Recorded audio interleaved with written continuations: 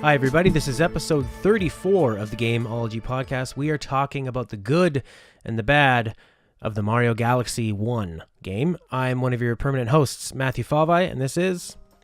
Attila, Gabriel. Now, Attila, Mario Galaxy. I just started playing a few months ago, so I'm very, very new to this game. I'd heard a lot about it, but I didn't have a Wii at the right time. My history with the Mario series: played Mario 1 as a little kid, Mario 2 and 3, and Mario World, all at the right times. Loved Mario 64, and then just kind of took a break from Mario and decided to go back. Everybody had been talking about how great this game is. Now, my initial thoughts on this game, I think you can sum it up as insane amounts of creativity and the platforming and the physics. At first, I was a little thrown off by the momentum of it. You might need to help me with the physics of it. In terms of movement, what's the proper name when a character slows down too fast? Oh, I mean, it's just like the friction, I guess. Friction. I think the friction is too high, and the momentum is... There's not enough of speed with Mario, and shaking the Wii remote has been a real pain. That's kind of like my bullet points on the game, but what are your thoughts on it? I think personally, I think the game is actually an absolute masterpiece. Like, it was one of my favorite games on the Wii, one of my favorite games of all time. It just, everything about the game, from the presentation to the gameplay itself, like the music was fantastic. I have it all, like the soundtrack, all of it downloaded, and I listen to it all the time. The graphics for that game, like, they must have been using some kind of dark magic to get that kind of horsepower out of the Wii, because it looks phenomenal, still looks fantastic to this day because of fantastic art direction. Every single Galaxy... I think that black magic was standard definition. Well, you know, be that as it may, it still looked really shiny, like water reflected really nicely. The texture on like soft grasses or like shiny rubbery rock sort of thing, like it just the lava, like everything had this beautiful like glow to the fire, and I could gush about that. It looks game. good, and the lighting is fantastic, and it's got that nice colorful Mario feel to it, and they use a lot of different lighting techniques, sort of like flat lighting in some areas to make the whole world seem very bright, like an older kind of Mario game. Yeah. But then the more dynamic lighting of how they work with the space stages to make it feel a little more lonely and a little more out there. And the music, of course, is amazing. This is the first Mario with a full-on symphonic score for most of it, and even right before we recorded this, I mean, that waltz from the hub is just running through my head at all times. So, in presentation polish, it's great, and I think that overall this is a fantastic game, one of the best platformers of all time. I took a lot for me to get used to it, because loving Mario 64 and coming to this, the controls are a lot. Everything is like slowed down a bit, and that's because. I think in a way they needed to be, because the levels are, whereas 64 and Sunshine were very open and were about more exploration and a little more slow paced. This game, because I think, although they can be accused of a bit too much hand holding tutorials in this game, I think that they said, all right, people are now used to 3D movement enough that we're going to bring in a bit more of what made the 2D Marios great. Enemies are very aggressive in this game and deal out a lot of damage. You only have 3 health pieces standard, whereas in Mario 64 it was very easy to just run around people, and the enemies really weren't a big problem at all. But also the levels are very tight.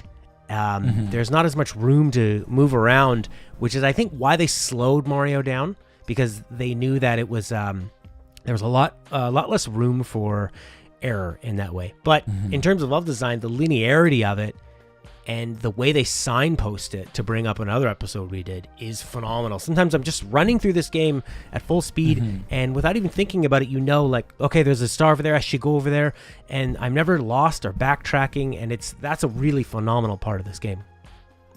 Yeah, I think it's an interesting thing to look at, the evolution between, like, structure-wise. Mario 64, Sunshine, and Galaxy all sort of obey the same formula of, like, go to a place like Thwomp's Fortress or the like Bianco Hills or whatever in Sunshine, and then like the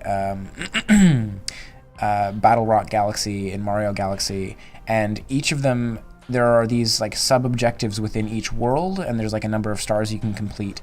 And from the way that they introduce each level, like I have it permanently baked into my memory from the Mario Sunshine, the way every level would begin with this like nice musical refrain. I'm sure everyone remembers it if they played that game, and the camera would just like focus in on like, here's where you're going, there's like something significant to do with this. And it made it so that you're in this sort of open world and you can find secrets and explore, but that you were never lost. Like you always knew where you were supposed to go within that world. And they sort of tie that together in Mario Galaxy in a bit of a different way. They use those launch stars to kind of guide you like to the place in the galaxy where you're supposed to go, or they have other things that help like guide you towards the destination. In a way, I think the launch stars can be a bit overused, and they can be a bit of a crutch because you're not really doing it. It can be fun to leap through the air and be able to shake and grab one and stop yourself from falling to your death, but it's uncontrollable. There's no skill involved. You're just waiting. Whether that is because they were loading the next area, maybe that was like a sort of a design development trick. I don't think so. It's possible, but like everything always stays in frame when you're going like tracing along the path of a launch star. So I don't think they're actually loading in any assets. The one thing they might be doing is that when you're going from one planet to another, like the way gravity works in Mario Galaxy, obviously being the most novel concept in the game, is what the defining aspect of the platforming is the fact that gravity always pulls you towards the center of a planetoid, which is like, you know, in some cases very small, in some cases it's more of a sort of flat out like floating chunk of island, like a space island, I guess. And when you can like jump from one planetoid to another, the way they're applying gravity, it's not like every single planetoid is constantly emitting gravity. That would just be way too much calculation. It's just that they're only applying gravity from the planetoid that you're closest to. So it might be that the launch stars were just a good way to like transport the player a significant distance from one cluster of nodes to another, so that there was never like a competition for like trying to calculate which node was the closest to Mario. There's a number of like one of the best things that they're the thing about the launch stars is it's kind of hard to figure out exactly why they're in the game. They're fun. They're like this big like getting launched out of a cannon is something they had even in the original Mario 64. There's just something fun about getting this like arc of flight, and they have the little star bits kind of fly around Mario, and you have this little mini game of trying to gather them all up before you land. I think one of the it's entirely speculation here, but if it is solving some technical issue like the node gravity calculation thing that I was mentioning before, it's not obvious. A lot of game developers sort of go with crutch solutions. You'll feel something like, oh, they had to throw this curveball at me because X mechanic was overpowered and they had to prevent me from using it on this level or whatever. Whereas, or just from a technical perspective of like, okay, I'm playing Portal and I walk into a room where there's a shut door in front of me and a door shuts behind me, and it's very obvious that this is a loading barrier. They're doing their best, but when you have a game like Mario Galaxy, they are, if they're using the launch stars to overcome a technical barrier, it's not obvious. It's just something that feels natural and feels like part of the game. And I think that's what really gives all Nintendo games this beautiful sense of cohesion, is that there's rarely ever any single element that's added to the game that just feels like this is a crutch, this is something used to overcome a technical hiccup, this is like there's no like element that's only used for one thing. It's all really like cohesive is the best word for it. Yeah, I think you had a good point about the star bits, because I do believe it is some kind of loading in a way because they're so separated and they didn't want to deal with you. I mean, they could have just made the entire level one section, but whether it was for style or whether it was to load the next environment. But your point about being able to collect the star bits as you go means that it's not just a non-interactive loading screen. You're not really doing anything with Mario, but you have this fun of grabbing it. Now, the star bits in the game and the Wii pointer are, I think, one of the best uses of the Wii's totally non-traditional unique control style. As much as I really didn't like the shaking, because I find that that's incredibly imprecise when Mario needs to be very, very precise, because you're running up to an enemy and you need to hit that button with very, very precise timing or you're going to be the one that gets hit. And I just find shaking is a terrible point of that. But with the pointer, they've introduced this brand new concept where a really skilled player can be navigating Mario with the left stick and picking up the star bits even faster and multitasking in a way that is just like, it's just a totally different way to think about playing a platformer. And it also reduces the need to backtrack and grab things, and it can really speed up the process. And it's just a fun little challenge that sort of amps up even the most simplest walking and platforming sections. Have you tried the game's CoStar mode? That's where a second player is able to use the pointer, right? And they can shoot and grab the bits? No. Yeah. I have no Mario playing friends here. Oh, because see, I played the game with my little sister where she was the one in control of Mario. That's perfect. And then I would like freeze enemies in place for her and shoot star bits at them and collect them like while she was playing. Oh. So it was a great way to like get two people into a game. It's like in other situations, like if there was a platforming section that was too hard for her, then I could take over that, and then she could still be helping me out by like freezing enemies in place. So it was a great way to like get people of completely different levels of skill and gameplay to get to play with each other, and just like bring people together. And that's seems to be a thing that Nintendo strives for very often. I really respect them for that. Yeah, it's the perfect evolution of when I used to play with really young siblings, and you would hand them a controller that wasn't plugged in. So this is something that they can actually do, and they can see bright they're doing bright something. star bits flying out that they're doing, and and they're helping. The gravity mechanics of being it's just so genius. We're so used to platforming one way, and Nintendo was the genius to think, and it's so obvious after, what if you could go up underneath it? What if the gravity always held on? There's a really incredible puzzle where you're on these moving platforms and the gravity is shifting as you're moving. So the game tells you ahead of time with gigantic arrows. And the way they plan this puzzle out is that the first platform you're on doesn't require you to do anything except the first place you go, that's going to be safe and there's no pit of death. The second one you jump onto requires you to move to the next part of the platform for safety, but there is no pit of death.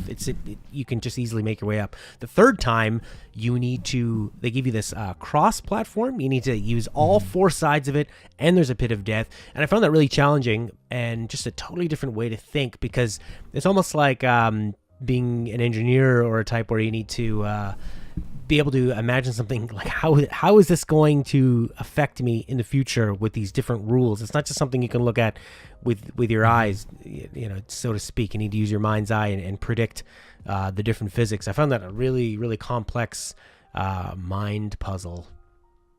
Yeah, and it's pretty incredible how they managed to make this sort of mind-bending situation actually rather intuitive. Like the fact that you would never encounter a situation like this in real life where gravity is like applying in different fields and whatever, but you can still sort of feel like, okay, if I'm on this planetoid and I kick this coconut, it's gonna fly up and then it's gonna get pulled onto the other planetoid's like field of gravity.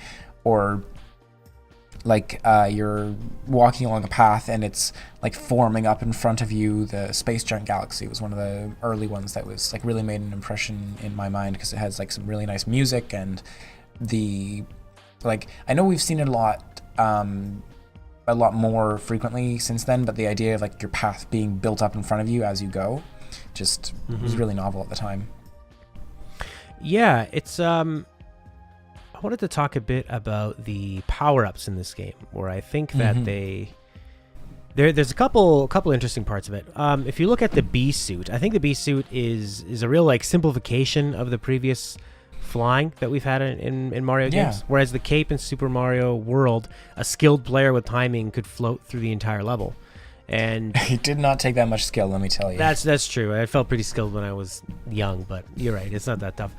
But at least it's something. It's not mindless. And the Mario 64 cap was it was limited in terms of time, but there was a weight to the way that you would turn, and that took a little bit more skill. I find with the Beast suit, it's slow, and you can't jump, and there's one button to float, and I just feel that it kind of removes.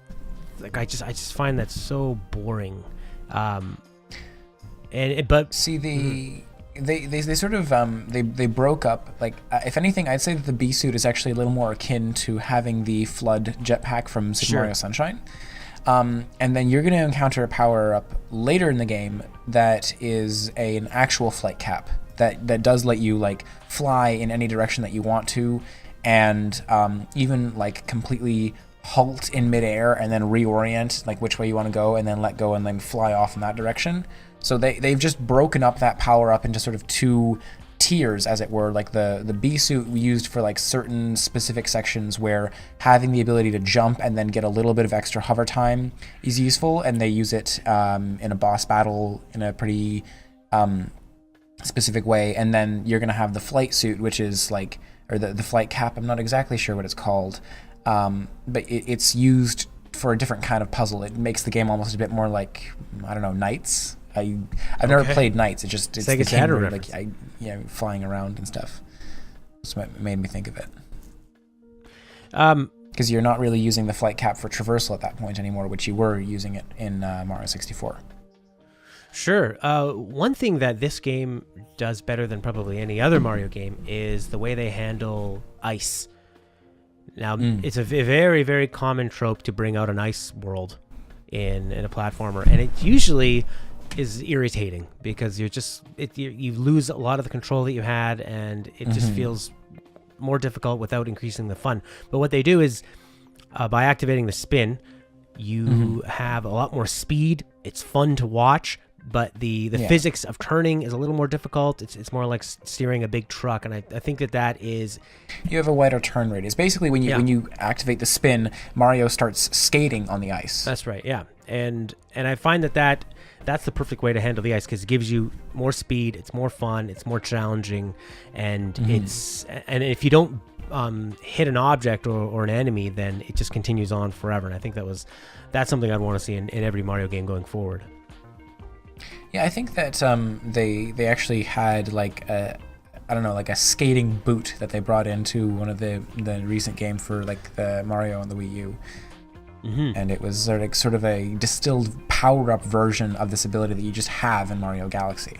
Yeah.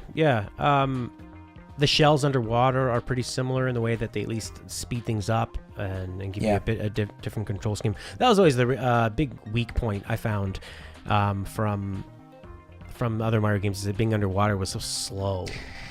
Yeah, by and large, underwater stages are just such a especially like they build in all these mechanics that make traversal like fast, and you can like jump and triple jump over things, and you get this like wonderful flow of like gliding through a level, and then you hit a water stage and there's no way to get through it quickly, and it's just like this grind of like, okay, I'm gonna try to swim around here and not get hit. So having the water tackled in such a novel way in Mario Galaxy, of having the Koopa shells give you this sort of like ability to freely float through the water and control your movement really precisely, made it much better. Now, how do you feel about the hub in this game? Because I love the castle hub in Mario 64. It gave you a lot of freedom. If you were frustrated with the level, you could go to another one. I do like that there's far less stars in each world, so there's less time to get sick of them. And I'm very impressed that, whereas Mario 64, a problem was that you would have 8 stars and 8 different objectives, but most of the time it was get to the top of that area, and you just do it over and over again for a slightly variance at the end of it. Whereas Galaxy, you might only have 3 stars in the level, but you're still taking different routes. But in terms of the hub, I guess I like the castle. Felt like it had a bit more personality, and it gave you more options on where you wanted to go. Whereas just like the levels being more linear in Galaxy, I feel like the hub is a lot more linear because they unlock things so slowly and you're given a very limited choice. So how did you find the hub here? Right. Well, I mean, you haven't played Mario Sunshine, right? Just maybe about the first quarter of it. Okay. Because I really liked the oh my gosh, it's Pianta Plaza, I think is the name of it. I need to. I'm surprised I don't remember after I was going to say that. That's like probably my favorite Mario overworld is Pianta Plaza. Delfino? Like, I know that the castle, Delfino Plaza. Yeah, that's it. Delfino Plaza. Thank you. Because I know that the castle was really cool in Mario 64 because you had this feeling of exploring it and like finding certain paintings that would take you to hidden levels, like hidden one-off objectives and that kind of thing. And they brought that back in a big way in Delfino Plaza, where you can find these like small secrets, and I think people really enjoyed that. By contrast, the hub in Mario Galaxy is much, as you say, much more linear. Like there's still one-ups you can find, like little secrets here and there, but there's never the opportunity to just completely find a hidden level in that game. Like there's hidden objectives scattered through the actual levels, and that's really cool. But I just, I guess I lost a bit of the magic of the Delfino Plaza and the castle. So it's, I can understand why they decided to make it that way, but yeah, it wasn't one of my favorite things about the game. Did you have any other points you wanted to hit on? No, I mean, I just think that what they do really well in this game, and it's something that they're pretty good at in a lot of Mario games, but in this one in particular, is the fact that every galaxy introduces something new. Like I don't think you haven't made it to the Matter Splatter Galaxy, but the mechanics that they introduce in the game are all used in really interesting and novel ways. Like they don't introduce an overwhelming number of mechanics, but they'll reuse certain mechanics to create these like really difficult challenge levels that you can only get by cashing in a huge number of star bits. So it's a way of kind of like rewarding players who've collected a lot of star bits and then they're ready to tackle an extra difficult level. There's the elegance of the mechanics that they introduce and the way they'll combine those elements together. Just absolutely masterful. So it almost makes it a bit of a difficult game to dissect of like what do you like about it in particular, because it's all so seamless that you can't really find like any single part of it that stands out as like, oh, that was perfect, that was great. It's all great, and I think if you keep playing it, you'll find it's quite enjoyable. Yeah, it's definitely probably the most inventive Mario I've ever seen, and I can't believe that they had enough ideas to make a sequel to it so quickly after. So, although I had a bit of gripes with the control, I realized that it was necessary for the linearity of it and does work together as a whole package. But that's been our look at Mario Galaxy 1. We're going to be covering the rest of the franchise later on throughout this show, throughout the series anyway. My name has been Matthew Favai and will continue to be. I'll be at Twitter at GameThinkTalk. And Attila? You can follow me on Twitter at BluishScreenPro, and you can visit my website, bluishscreenproductions.com. Thanks, everybody, for watching. Share it with somebody that might like it. Bye for now. Bye-bye.